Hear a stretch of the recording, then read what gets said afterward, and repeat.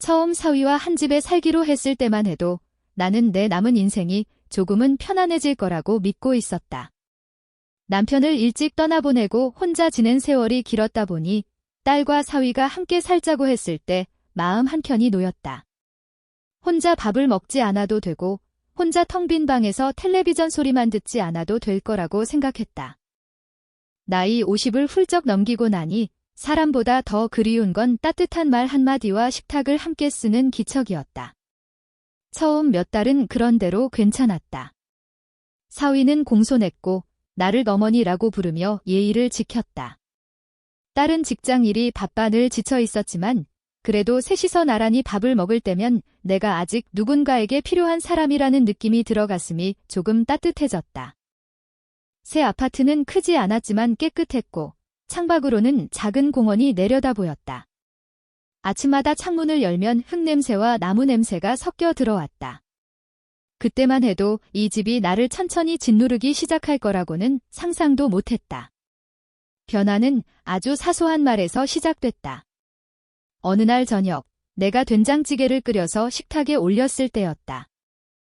사위는 숟가락을 들다가 잠시 멈추고 짧게 한숨을 내쉬었다. 그리고는 특별히 말을 하지는 않았지만 그 표정 하나로 나는 내 음식이 마음에 들지 않는다는 것을 알 수 있었다.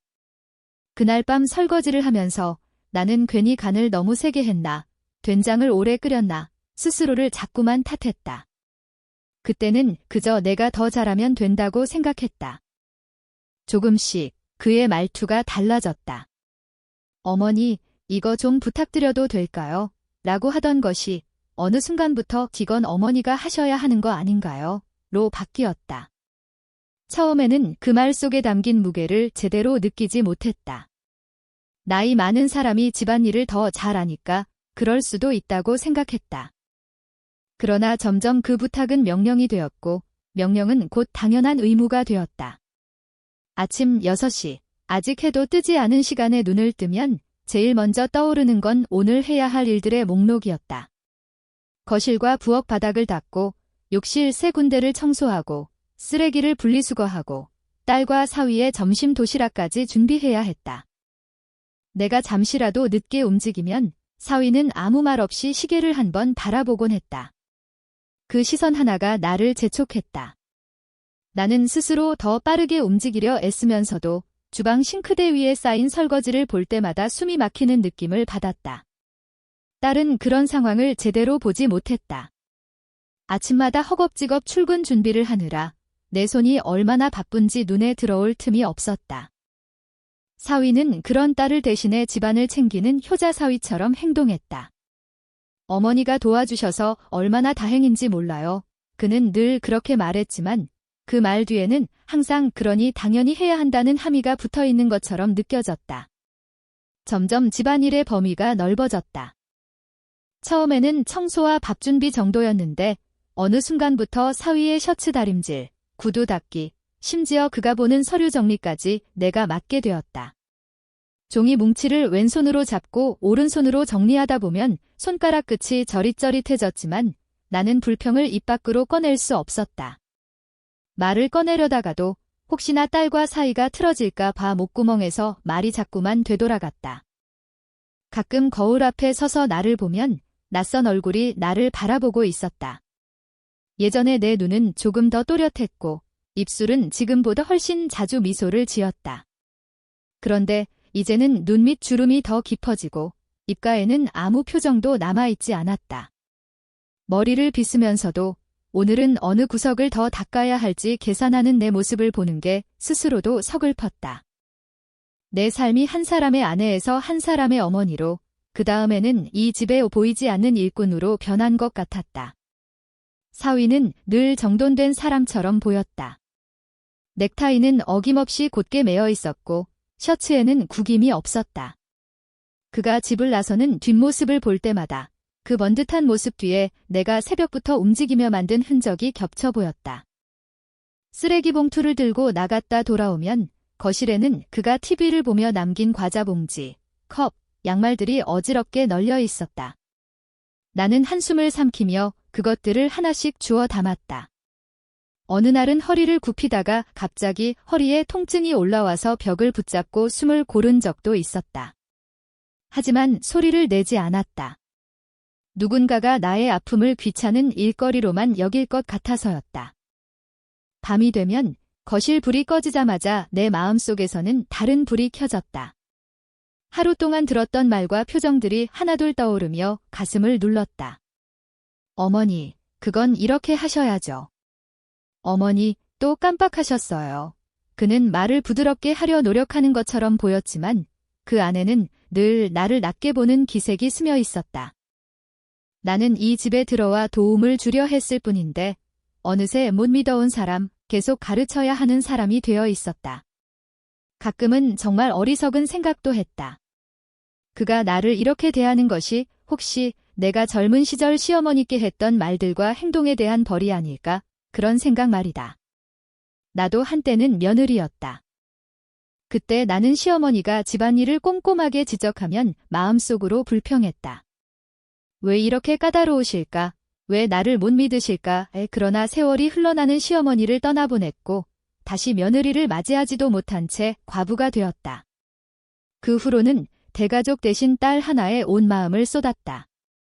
그러다 이렇게 사위를 통해 다시 덜은과 달의 사람의 관계를 맛보게 된 것이다. 단지 이번에는 내가 아래에 있었다. 어느 저녁 설거지를 마치고 작은 방으로 돌아와 불도 켜지 않은 채 침대에 앉아 있었다.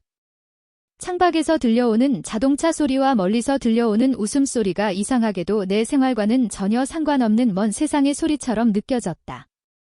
손을 들어보니 뜨거운 물에 오래 담가 둔 탓에 손등이 붉게 일어나 있었다. 거칠어진 손을 바라보며 나는 문득 질문 하나를 떠올렸다. 나는 이 집에서 어떤 사람이지?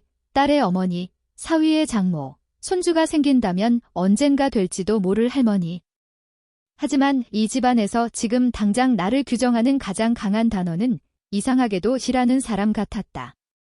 비용도, 계약서도 없는, 그러나 하루도 쉬지 못하는 사람. 병원에 가야 할 것 같다고 말하면 아마도 누군가는 점심 반찬은 어떻게 하냐고 먼저 물을 것 같았다. 그런 생각이 들자 가슴이 서늘해졌다. 시간이 지나면서 사위는 점점 더 직접적인 말을 하기 시작했다. 딸이 없는 자리에서 그는 집안일의 기준을 세세히 설명했다. 수건은 색깔별로 따로 개어야 하고 신발장은 일주일에 2번 이상 정리해야 한다고 했다. 내가 잘겠다 오고 말하면 그는 마치 후배 직원에게 업무를 지시한 뒤 확인하는 팀장처럼 고개를 끄덕였다. 그가 방으로 들어간 뒤에도 나는 한동안 그가 앉아있던 자리를 바라보며 서 있었다. 그 자리에 남아있는 건 향수 냄새가 아니라 내가 점점 작아지고 있다는 느낌이었다. 그래도 나는 버텼다. 딸이 행복해 보였기 때문이다. 적어도 내 눈에는 그랬다. 함께 마트에 다녀와 웃으며 장을 정리하는 둘의 모습을 보면 사위가 나에게 어떻게 굴든 상관하지 말고 그냥 참고 지나가자고 스스로를 다독였다. 내가 좀 더 고생하면 아이들 삶이 조금은 편해지겠지, 그런 생각을 붙잡고 있어야만 하루가 겨우 끝났다. 하지만 마음속 깊은 곳에서는 다른 감정이 조용히 자라고 있었다. 그것은 서러움과 분노, 그리고 아주 작은, 그러나 분명한 질문이었다. 왜 나만 이렇게 해야 하지? 그 질문은 처음에는 속삭이는 소리였지만 날이 갈수록 점점 더 크게 들려왔다. 설거지하는 물소리, 청소기 돌아가는 소리, 세탁기가 돌려내는 소리 사이로도 그 질문은 끊임없이 고개를 들었다. 어느 순간 나는 깨달았다. 이 집에서 내가 사위의 눈치를 보며 하루를 보내는 것이 당연한 일이 아니라는 것을. 나이 들어 의지할 곳이 없다고 해서 누군가에게 마음과 몸을 모두 내어주는 것이 애정은 아니라는 것을.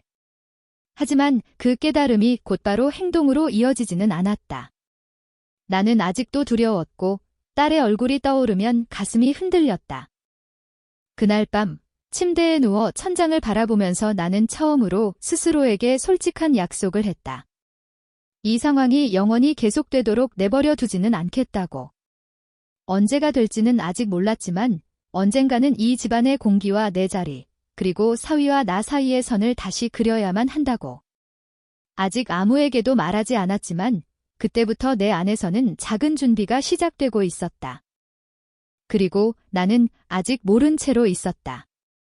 그 준비가 곧 이 집의 분위기를 완전히 바꾸게 될 것이라는 사실을. 마지막 일은 참 조용하게 찾아왔다. 오히려 그 고요함 때문에 더 선명하게 기억에 남는다. 어느 아침 사위가 또다시 나를 향해 차가운 말투로 지적을 늘어놓던 순간이었다.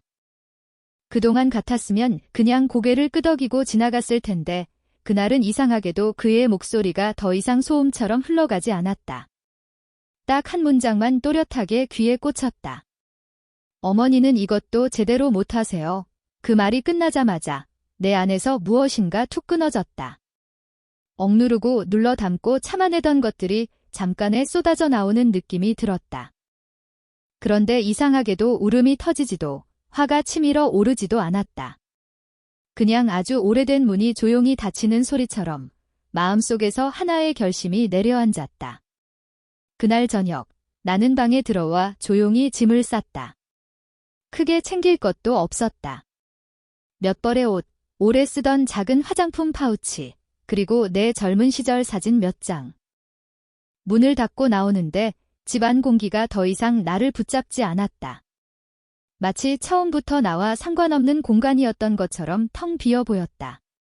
딸이 퇴근해 돌아오자 나는 짧게 말했다. 엄마는 조금 쉬고 올게. 그 아이의 얼굴에는 놀람과 걱정이 스쳤지만 나는 그 표정을 오래 보지 않았다. 사위와 눈이 마주쳤지만 그동안 나를 짓누르던 그의 시선도 이상하게 흐릿하게 느껴졌다.